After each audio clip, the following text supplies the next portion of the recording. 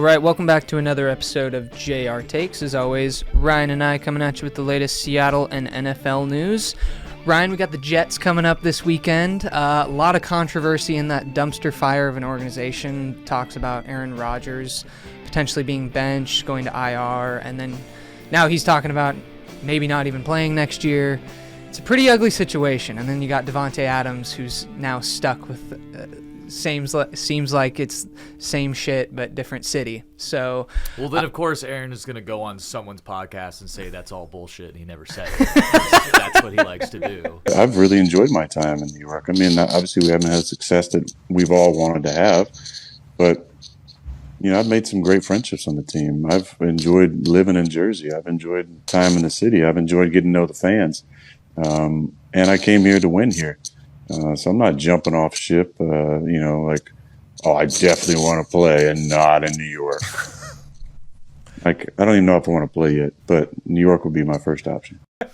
So who knows? Yeah, and I also even heard that he wouldn't agree to do an MRI because he doesn't trust anyone in that building, which is that's fucking insane. Yeah, he's the NFL version of someone that had their brain broken during COVID and just thinks everything is a conspiracy. That's what he is.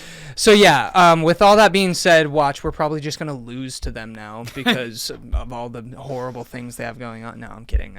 I don't actually think that. But nevertheless, we have them on Sunday. And it's on the road, isn't it? Yeah, 10 a.m. game, early game. First one we've had since I don't know, it's been a while. Was it the Atlanta game was the last one we had? Yeah, well, and I like our chances because that's basically our East Coast home field. It is. I mean, that's the greatest field there outside of Seattle, in my opinion, from what we've done on that field. Some of my best Seahawk-related memories have happened there, besides just the Super Bowl. I mean, I think the last time we played there, we had Devon Witherspoon's pick 6 against Daniel Jones that was hilarious. And then I think the last time we played the Jets...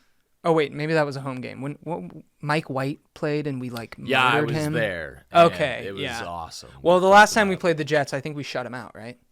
We didn't shut them out, but the last 2 times we played them, it's probably been a combined, 78 to 13. So sounds about they right. haven't done great against us for a while. So, yeah, I guess you wanted to talk about a couple things from the game last week, didn't you? Yeah, just getting into the Hawk talk here. There's really one thing I wanted to go through. I know we kind of already did our reaction video, but one little post-mortem thing to go through here. Colby, you want to pull this clip up? So I just, this is a play where Kobe Bryant gets an interception and scores a touchdown, and he's not even close to the most interesting thing that happens on this play. This is the epitome of why Devon Witherspoon is fucking amazing. So let's back it up to the start, Colby, because there's a lot to unpack here. You kind of just tell me what to do here. Yeah. Okay. So takes the snap, and Devon, I believe, is lined up. Yeah, he's lined up as the nickel. Look at that. Yeah, pause right there. That spin He move was immediately realizes that this isn't a run play, and he needs to now adjust to kind of taking a bad initial angle on Kyler Murray, and somehow does a spin move and catches up to the top 3 fastest quarterback in the league and forces an errant throw. So that's step 1 here. Then we got the interception, and wait, hold on, Colby, just kind of, can you just pause it, right? Keep going, right now. Right now, he doesn't even know the interception's happening, and he is taunting to the Cardinals sideline. Amazing. Amazing. Let it play a little bit further. Okay. Realizes the interception is coming. And then he absolutely makes the touchdown allowing block there on what I believe was James Conner, a guy who probably outweighs him by 50 pounds. And then... I'm going to make you a little smaller so they can see. Okay, yeah. Just kind of got covered right there. Yeah, this is one of the most incredible plays I've seen from this guy, and he's not been, he's made a lot of incredible plays. But right after he makes the block, that was crazy. does it show it? Gets up, Taunts to James Conner as well. Throws one more in there. You know what's funny about that play? Just something that made me think of the Bears, Tyreek Stevenson, when he taunted and then lost them the game. He taunted and then went back and made a hell of a play after making a play to even cause the interception. So it's like that's what good franchises do is what you just saw there, and then shitty franchises do what the Bears did. Yeah, and what has this play just it has me grinning ear to ear because, like, you know, it just reminds me so much of the Legion of Boom days where Richard Sherman and Earl Thomas and everybody and Cam were doing awesome things on defense and also talking a bunch of shit, flexing on people, taunting, being dicks. That's what defense is all about. And I feel like we've been a bunch of nice guys for fucking years. And look what it's done for us. So I like perfect execution from making the play on Kyler Murray, making the block, and talking a bunch of shit to the Cardinals. Just beautiful. It's funny how, what is it? He's in his sophomore year. So it's funny how being removed to, I guess this is the third season from Sauce Gardner being drafted.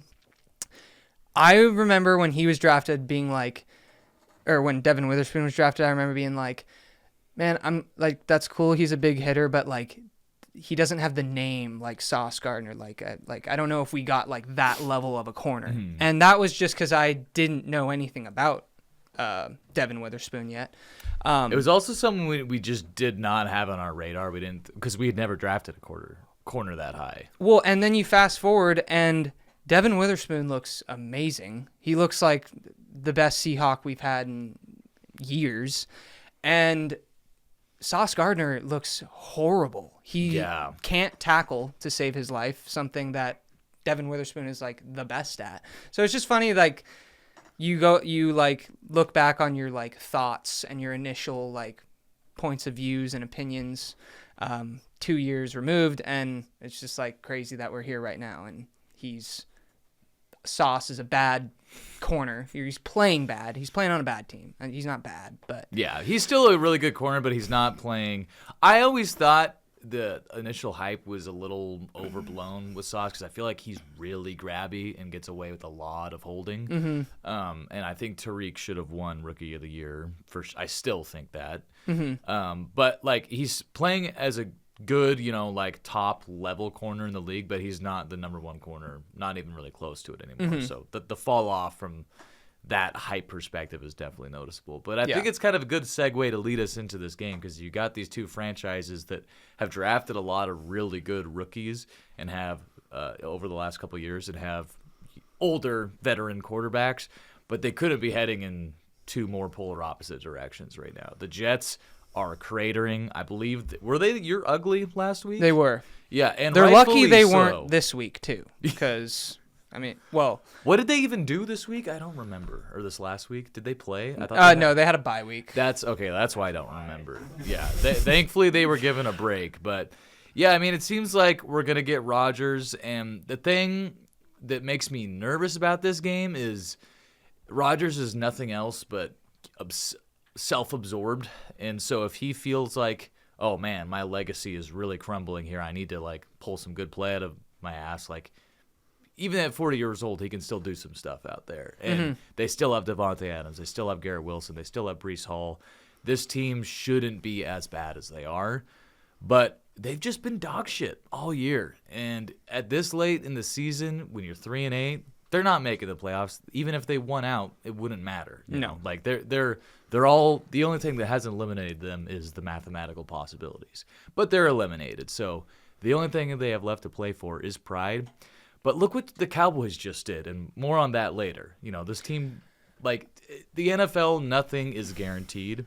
So I think this could potentially be a really tough game that's down to the wire, just like a lot of our games have been this season. I don't think they're going to roll over.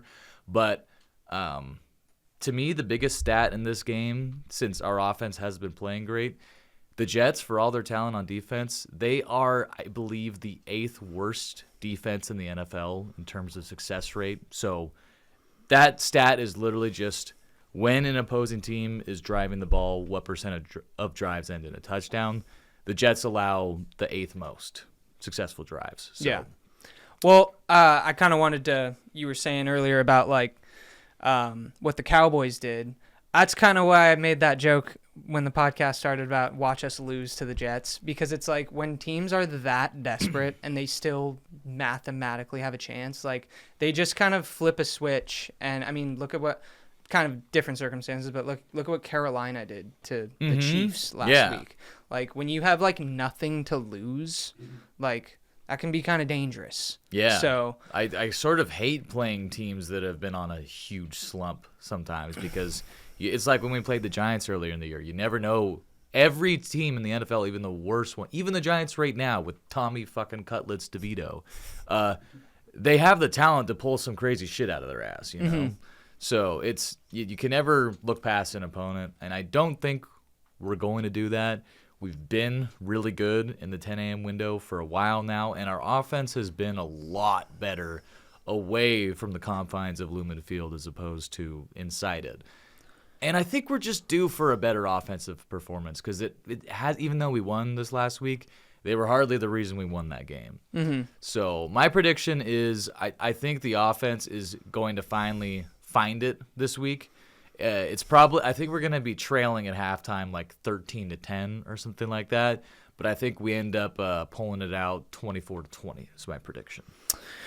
nice. Yeah, I think we're gonna win too. I think it's gonna be kind of like the Cardinals game. I think it's gonna be a low-scoring game, and I think it might be just an ugly slugfest. Because, I mean, I know the Jets, they've kind of struggled, like you were saying, on defense, but they still have guys on that team, and we don't have guys on our offensive line. We have losers. So, no, not all of them. I'm not gonna say any of them are playing well right now. Well, but anyway, so. Yeah, I think we're going to win, but I just hope this doesn't turn into like a 6-sack performance by our offensive line. But either way, I think the defense, something happened during that bye week, and things are just clicking. And I think we're going to go into New York, and we're going to make the Jets look even worse on offense. So if Leonard Williams has anything close to the game he just had against the Cardinals, which is probably the best game I've seen by a Seahawks defensive lineman in my life, to be honest. That was insane. I wasn't around for the Cortez Kennedy years, but yeah, we'll get to Aaron Rodgers like 8 times because he's probably about half the speed that Kyler Murray is. I also saw something about Uchenna Nwosu this morning. So I think he's going to be activated off IR, but I believe Mike McDonald's already ruled him out for the game. Okay. So, yeah, I didn't think he was playing. I definitely saw him coming off of something, some activation, and so I wasn't sure if you knew what that was. Yeah, that's going to be really exciting to get him down the stretch. It's really important that we continue to win and play well like this, so it matters when he comes back. But yeah, I mean, I do think he could be the guy to really just complete this defensive transition we've been on here since the Rams game. And it's definitely exciting. I wish we were getting him back this week, but I think we can survive this Jets team. I mean, look what the Cardinals did to them, the team we just beat. Yeah. So it's not like we don't have the guys to do it. They've already fired their coach.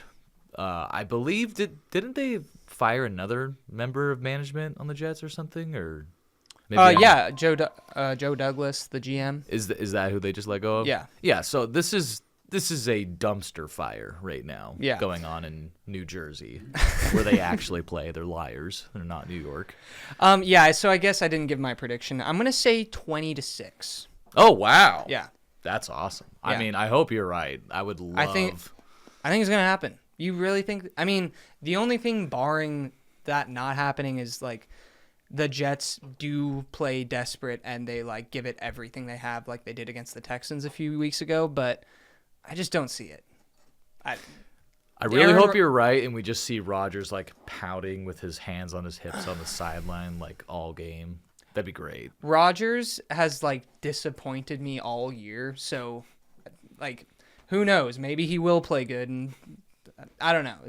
I just can't figure that guy out. So he's an enigma. But that's essentially all I had for Hawk Talk. If you wanted to go on to our little good, the bad, and the ugly. Let's do it. I think I went first last week. Do you want to take the reins this week and go first? Sure. Colby, did you make a graphic for those, or should I just pull it up? Yeah. So, what? Yeah, yours. I got all clips up here. Okay. I'll pull it up too, just so I can reference it a little easier. So my good this week, I was rooting for the Steelers to win, but that whole game, the aesthetic of it in the snow on Thursday night was just awesome in Cleveland. And Jameis Winston was a fucking hero in that game. I know he threw the interception, but he was good Jameis Winston, you know, just throwing these ballsy passes in tight windows. He was even being funny. He was like, "Someone jump off sides, damn." Yeah, it was just like it was beautiful. The best Jameis Winston highlight of this. His touchdown run, yeah, and look at, I mean, this is exactly what we're talking about. This is a team with nothing to play for, backup quarterback, and he's doing shit like this. Like, Yeah, that play was awesome. the Browns had no business winning this game, and it's just, you know, I don't feel bad for them. They married themselves to the Predator, so, you know, no one should feel bad for them. But for the fans that just, you know, want something to root for, something to live for, like, that's a great boost for Cleveland. So Also, good for them. They have nothing to play for. It was snowing, and that stadium was packed. And Yeah. people were shirtless. Like, hats off to the Browns fans. You can't say that they don't care. Yeah. That's for sure. They're not like the Rams fans, you know. See the pre-game interview? I did, yeah. I am so happy and grateful that the Lord has blessed me to play in some snow, to be in true football weather Man. in Cleveland, Ohio, at Huntington Bank Field today to give him the glory. It's a beautiful day. He just looks so genuinely happy. So I think he takes the cake for the good this week. The bad is, Why is everyone spiraling so over YouTube? we and have Apple? had a pretty, you know, electric start to the season for the Commanders and Jaden Daniels. They're on a bit of a slump, and losing at home handily to Cooper fucking Rush when you have everything to play for, and they're trotting out like a preseason game 2 squad, and you fucking do that. The only reason why it was even close was a miracle touchdown to Terry McLaurin that should have never happened. That was so bad, and they better get a hold of this thing quick, because Dan Quinn's kind of 28-3-ing his own season right now the way they're playing. Well, yeah, I totally agree. But, like, were the Commanders ever that good to begin with? Like, don't you kind of think that they were playing a little above? Yeah, I do. They won so many games so quickly and looked so good doing it that I was eventually like, all right, maybe I'm just wrong. Maybe they're actually good. So I mean, I said at one point that they were last year's Texans, but I'm starting to, like, regret those words that came out of my mouth. they're kind of like this year's Texans, because they're cratering too. And then for the ugly, it's a familiar face. The New York Giants are just the ugliest thing in the NFL right now. They finally cut Danny Diapers and just release him from this sentence that he's been on. And they get beaten so fucking bad at home by Baker Mayfield, a guy they probably could have signed but didn't, to where he's doing the Tommy Cutlets dance in their own stadium. Yeah, let's watch this. Steps up. He's gonna run Tell it. me this shouldn't Mayfield at the be 5, on the trying to ugly. get in, and he does! Touchdown! Ball came out after Mayfield crossed the line, and what a run for Baker Mayfield doing the Tommy DeVito in the Giants' It's like the end Mike zone. Gesicki version of the Gritty, but for Tommy Cutlets. Yeah, we were just talking about the Browns fans. You got 60,000 Giants fans at home there watching that happen. Like, good grief. That it just doesn't get any uglier than that to me. Yeah. Well, I'll comment on that here in just a second. So, those were all very good selections. But we'll start off with some good news after hearing how shitty the Giants are. For my good, I've got Saquon Barkley and the Eagles. Saquon Barkley, I don't know if you've noticed this, he has 1,649 all-purpose yards, 1,392 rush yards. Dude, he's going to rush for 2,000 this year. He could break the all-time record for all-purpose yards this year. Yeah, and it's just insane. He had 2 70-plus yard runs against the Rams last week. Like, the Eagles, led by Hungry and Humble, who this is all our fault. Us making that video. Like now, Those Philly fans that were hating on us, they should all subscribe, okay? Because since we shat on your coast, you're like the best team in the league. He's like, I want to shout out the JR Takes podcast for really inspiring me, get me ready to just. Yeah, it's just like the Eagles right now to me look just as dangerous as the Lions. Like if they play each other in the playoffs, that is going to be an awesome game. It's just going to be like kind of like the Seahawks game. I feel like it's just going to be explosive play after explosive play. We got them versus the Ravens this Sunday. Henry versus Saquon, the best two backs in the league. Yeah, it's gonna be fun. It's gonna be great. So yeah, Barkley, he's just been a godsend for the Eagles this year. The Eagles just, God, they're all. It's funny. The Lions and the Eagles are the two dominant offensive teams. They've got the two best lines in the league. Yeah, and I want to copy them. I want to start doing that in our draft, and it's driving me crazy that we're neglecting that. But yeah, the Eagles, they're going to be a dangerous team in the playoffs coming up. And then for my bad, the Texans, dude, you guys lost to the guy that puts mayonnaise in his coffee. Jesus Christ. Wait, oh no, this isn't the mayonnaise guy. No, that's that's D'Amico their Ryan. coach. But that's how I feel about the Texans right now watching them. So yeah, I'm kind of glad you have that pulled up. The Texans have been slipping. I mean, obviously they lost to the Jets earlier. They've just looked like something's been off. And I mean, I know they tried running the ball last game with Mixon. He had 14 carries. You need to give him the ball more than that. Only had 22 yards, which, okay, I see. Run game wasn't working. You abandoned the run game. But C.J. Stroud's been sacked 39 times this year, more than Geno Smith. Wow. And the Texans lead the league in pressures allowed with 151. I got that from Next Gen Stats, but that just goes to show you, like, the Texans are dealing with the same shit we are. Like, yeah, C.J. Stroud looked great last year, but, like, give him a line. Like, the dude he's going to get hurt. And then the Texans are, I guess they're going to Texan and just go back to suck, because I don't know, man. Like the offensive line woes for all these teams that are capable of having good quarterback play, like us. Like our ceiling could be so much higher if we just focused on certain positions. And you know, they signed Stephon Diggs in the offseason, and you got to wonder, like, man, maybe if they had gone in a different direction, and because I mean, receiver is just such a, I feel like, oversaturated position. I'm starting to think, I think it was Mark Schlereth was talking about it the other day. He's like, you got to be kidding me with all these receivers getting this money. You know how many guys have to do everything right for you to get the ball in your hands? It's just kind of funny, but it's like, I think there's something to be said for that, where that position has maybe been overvalued in recent years. Yeah, I agree, because it's also like the Bears drafted Rome Odunze. They should have drafted a lineman, and I don't even want to talk about the Bears right now.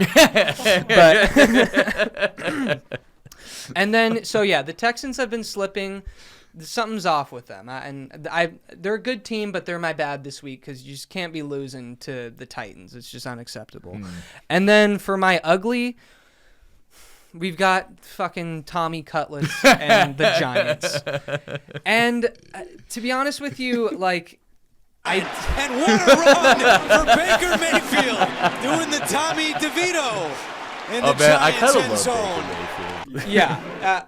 The way the Giants handled the whole Daniel Jones thing, I thought was just, I almost didn't believe it at first, because I was like, that's insanely disrespectful, and, you know, and of course it pissed off some of the players. Some of the players were pissed that the way Daniel Jones was handled. And then they're having him play scout team safety. That's like, just cut him, you know? Yeah, and then you have Drew Lock, who has proven he can come off the bench and beat a good team. We did that last year against the Eagles. And they decide to go with Tommy Cutlets because the city likes him. Like, that is one-way ticket to getting fired, Brian Dable. You're going to lose the locker room, my guy. Like, did you see the interview with Malik Neighbors after the game? No, but I bet he's pissed. Yeah, he was like, they were like, oh, why didn't you get the ball? And he was like, I don't know. We're down 30-0. What you want me to do? And then and he's like, well, so you like weren't getting the ball, or whatever. And he was like, ask Dabes. So it's clearly not a good vibe. The locker room is not in a good state. Well, and it's also like think about all those players that are like risking their bodies and putting their essential lives on the line. And you have a guy in Drew Lock who they paid who, hey, you could potentially be a starter here, Drew Lock, paying you this money. I would be pissed if I was Drew Lock. And yeah, you roll out Tommy Cutlets. I mean, you have no shot.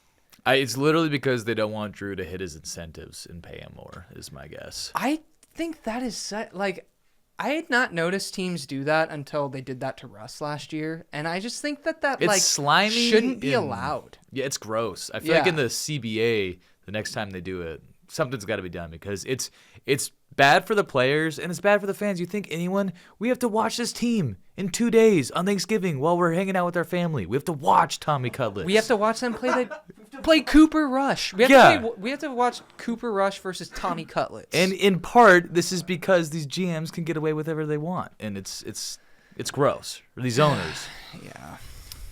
But yeah, that's my ugly for the week. It's the city of New York. Just they're in shambles right now with their football teams. I'm kind of glad that was both of our uglies. Yeah, they deserve it. They do. I mean, especially after, like, I think the biggest issue with the whole thing is not starting Drew Lock. Like, you're actively trying to lose at that point, and that's what loses the locker room. It's like someone in your fantasy league just not starting players because they want the top pick. It's like, that's at what point does your integrity come into question? Exactly. So the Giants are awarded this. Yeah, Yep. they get get the they Ben get the Roethlisberger Big look. Ben of the Week award, It's kind of like which you don't want. it's kinda You like don't want that award. Perfect that your guys is both ugly was it's like it's deserved. It was also fun to make fun of them for a full like 10 minutes there. So I'm that's what I'm thankful for Thanksgiving this year. Yeah.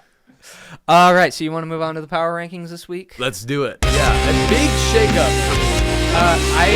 Spoiler alert, I already saw yours, and You think we you think I'm almost high? have the same.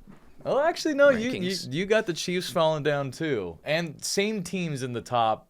Really 6. We have the same teams, except I think the Eagles and the Chiefs are switched. Oh wow, I swear we did not consult each other before we made these. So that's kind of funny. But I don't know about you. I almost wanted to put us at number 10 because we beat the Broncos. Mm-hmm. But I did think about that too. Because like I'm looking and I'm like, no NFC South team should be in the top 10. No. And really, until someone separates themselves in our division, I don't think anyone from our division should be in the top 10 right now, the way things are playing out. So I was like, who else is doing good? I guess it's Bone Ix. And he could been win doing Rookie good. of the Year. Now, he should win it over Jaden Daniels. Jaden Daniels has not played well in the past, 4 games. Yeah. So.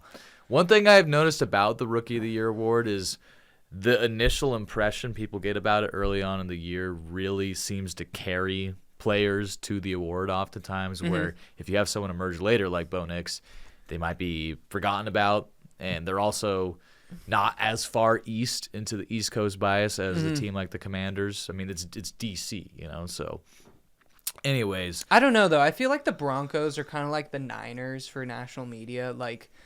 Even though they're on the West Coast, people still, fucking won't shut the fuck up about them. It's super annoying. Yeah, sometimes, I hate to sound like a baby Seahawks fan, but I almost feel like that bias largely applies to the Seahawks more than every other team besides maybe the Chargers. Just because LA is a huge media market, Yeah. But Seattle is look at the fucking map. Look how far away we are from any other region with NFL teams. So I don't know. But the Chiefs tumbling a couple spots for me and 1 spot for you. They should have lost to the Panthers, honestly. I think it's a fair statement to say that, and I think it's a statement about where this team really is right now, that they've lived and died by the close game all year, and they're even doing this thing with a team like the Panthers right now that had benched their starting quarterback and started Andy Dalton a month ago. Dude, I was thinking about this today. The Chiefs kind of remind me of the Vikings from a couple years ago. I was thinking the same thing. When they were like, I think they won 12 games that year, but like every game was like It was 2022. Yeah. And then they lost to Daniel Jones at home in the playoffs. Yeah, that's how I feel about this Chiefs team is like, yeah, they keep winning all these close games and everything, but I eventually think it's got to catch up to them. Like, I mean, maybe not. Maybe we're just witnessing a dynasty that's winning in new fashions every season, but I don't think so. I think this is the year where they get dethroned.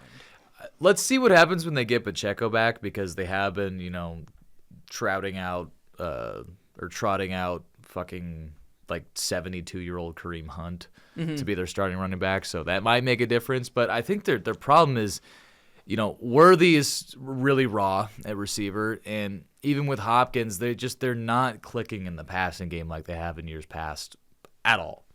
So it's kind of hard to fix that this late into the season too. But last year we said that their receiver sucked and they won the fucking Super Bowl. So we'll see. I know, and I'm happy that the Chiefs are at 3 for me, but I'm almost like I had them at 1 all year. Now they're down to 3, and I want to keep putting them lower, but I know in January they're just gonna fucking piss me off because they're gonna flip a switch and just get red hot. I hope that doesn't happen, but I'm just like dreading the inevitable. Like, that's what I'm expecting to happen. I'm looking forward to their game with the Steelers so much, because I know the Steelers just lost to the Browns in the snow game, but I think that the Steelers defense really can put the clamps on what is not a very good Chiefs offense now. The Steelers also lost on a short week in the snow to a division rival. Right after a crazy emotional like that's win. not Yeah. that game doesn't mean anything to me as far as like the Steelers and their potential in playing the Chiefs. And they were winning with like 30 seconds left too. So it was a weird game, fun game, but not one I think you should change your entire opinion. Also, while we're talking about them, putting Justin Fields in to throw a bomb on the most pivotal. I don't think anyone third down. understood that. I've credited Mike Tomlin a lot for his decisions this year, but that was Arthur Smith. I don't know. Like, that would make more sense considering that guy's history. But that was like if your third down call is throw it deep, why do you have Justin Fields in? It makes no sense. It's almost like they were trying to like pull like a Darrell Bevel and like they just overthought themselves. Maybe they were like, they got all galaxy brain. Let's put Justin on the field. Maybe they'll think we're running it, but then we'll have him throw a deep bomb. I think you're right. Don't do that ever. I was like, oh, it's third and short. Like, yeah, just have Justin run it. It's snowy. Maybe he can break something. He's a really good athlete. Don't do that. Because, like, right when he let go of the ball, I'm like, he threw that way too fucking hard. The reason why Russ is completing all these deep passes is he's putting that loft on it. Maybe, like, Justin, learn. For fuck's sake. I'm sorry to be shitting on a guy, but, like, it's snowing. You think he's going to catch a 40-yard missile? Yeah. I got the Vikings back in my top 10. I didn't put them in. That was a little disrespectful last week. I'll admit that. They were just kind of looking not for real for a while there, but them beating the Bears was just hilarious. So I have to put them in the top 10. The Chargers, I feel like they're a team that could eliminate the Chiefs from the playoffs because they have a really good defense, and they kind of have a similar offense to the Chiefs where they don't have as many explosive players as like the Bills or the Ravens. They got a Quentin Johnston problem. They do. They do. That guy, I was really thinking that guy was maybe turning his career around and I know, improving, but that no. was bad. Yeah, he's you feel for the guy.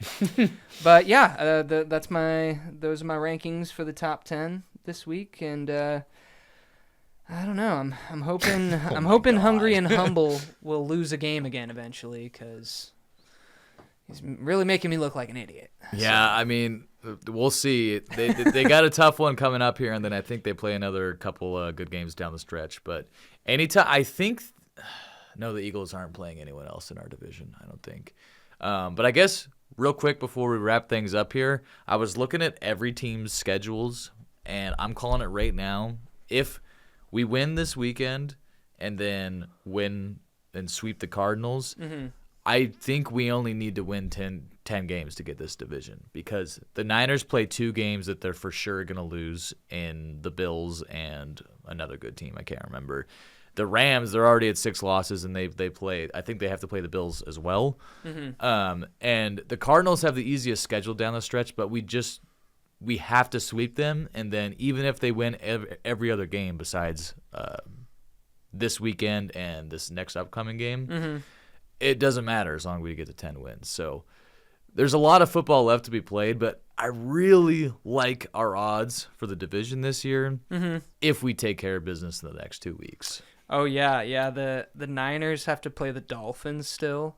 And the Dolphins look like last year's team. Tua has 11 touchdowns to 1 pick They also since play he's the been back. Lions. Yeah, they're, the Lions. They're cooked. The Niners, like, I hesitate to write them off, but I'm writing them off. They're fucking done. They might not win another game. I think they would be honestly. smart to try to lose out because, dude, I don't know, man. They paid a lot of 27, 28-year-old players.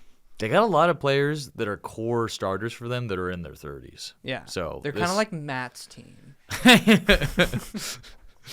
Yeah, that's a reference a lot of people are gonna get. But yeah, no, I think they're done. The Rams, I think they kind of blew it. So we still have to do our part. But if I were any team in the NFC West right now, I would want to be us. Beyond the fact that we have to play the Vikings and the Packers, that's gonna be tough. Yeah. All right. Well, that's pretty much all I got for this Thanksgiving special edition episode. Yeah. Not really. It's Tuesday, but it's Thanksgiving week, so I we'll mean, be watching Tommy Cutlets do his we had thing. some things to be thankful for in this podcast, so I'd say you could have it be the Thanksgiving special edition for sure. But yeah, that's it for me as well. Nothing left to talk about, so we'll catch you on the next one. Sayonara.